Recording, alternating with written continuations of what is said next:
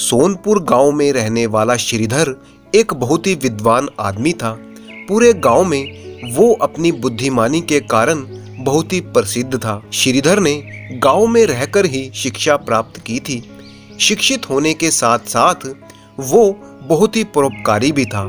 अक्सर गांव के लोग अपनी समस्याएं लेकर उसके पास आते थे।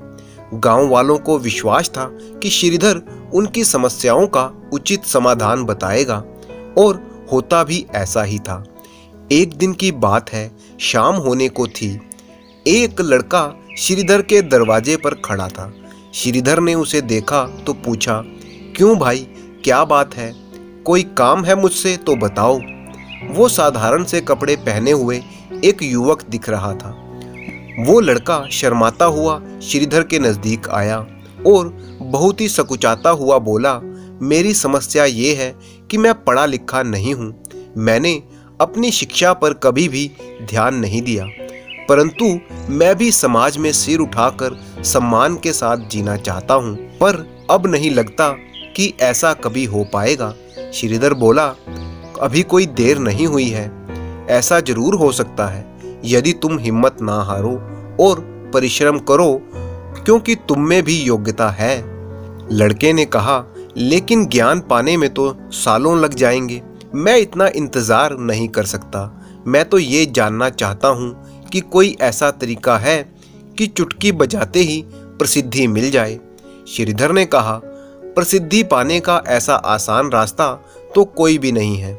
यदि तुम वास्तव में योग्य और प्रसिद्ध कहलाना चाहते हो तो मेहनत ही करनी होगी और उसके लिए कुछ समय भी देना होगा। ये सुनकर वो युवक सोच में पड़ गया। नहीं, मुझ में इतना धैर्य नहीं है। मैं तुरंत प्रसिद्धि पाकर विद्वान कहलाना चाहता हूँ। मैं चाहता हूँ कि लोग मुझे भी विद्वान पंडित कहें। श्रीधर ने कहा, ठीक है, इसके लिए एक उपाय है। तुम कल बाजार में जाकर खड़े हो जाना। मेरे भेजे हुए कुछ आदमी वहां पर होंगे जो तुम्हें पंडित जी कहकर पुकारेंगे। वे बार बार जोर से चिल्लाकर ऐसा कहेंगे। इससे दूसरे लोगों का ध्यान इस ओर आएगा और वे भी तुम्हें पंडित जी कहना शुरू कर देंगे।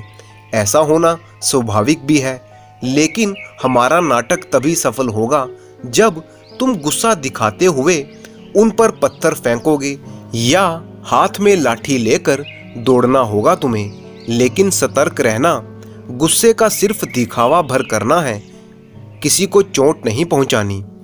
उस समय तो उस लड़के की समझ में कुछ नहीं आया और वो घर लौट गया। अगली सुबह वो लड़का श्रीधर के कहे अनुसार बाजार में जाकर खड़ा हो गया। तभी श्रीधर के भेजे हुए आदमी वहां पहुंचे और तेज आवाज में कहने लगे, पंडित जी, पंडित जी, पंडित जी। ये सुनकर उस लड़के ने लाठी उठाई और भाग पड़ा उन आदमियों के पीछे, जैसे सच में ही उनकी पिटाई कर देगा।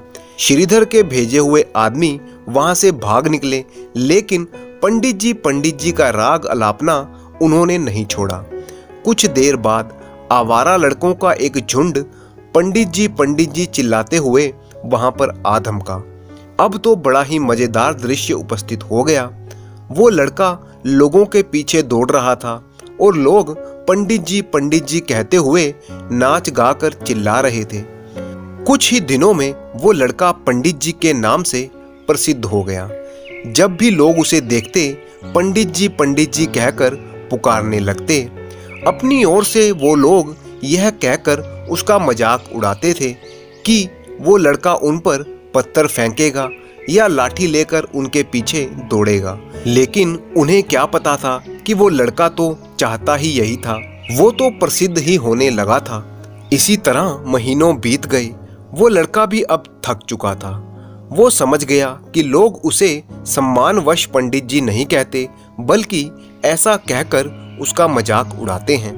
लोग जान गए थे कि पंडित जी कहने से उसे गुस्सा आ जाता है। वो सोचने लगा कि शायद लोग मुझे पागल समझते हैं। तो वो फिर से श्रीधर के पास गया और बोला, मैं मात्र पंडित जी कहलाना नहीं चाहता। वैसे मुझे खुद को पंडित कहलाना पसंद है और कुछ समय तक ये सुनना मुझे अच्छा भी लगा लेकिन अब मैं थक चुका हूँ। लोग मेरा सम्मान नहीं करते, वो तो मेरा मजाक उड़ाते हैं। मुझे इस झंझट से बाहर निकालो। मैं नहीं चाहता कि लोग मेरा मजाक उड़ाएं। अब उस लड़के को वास्तविकता का आभास हो चुका था।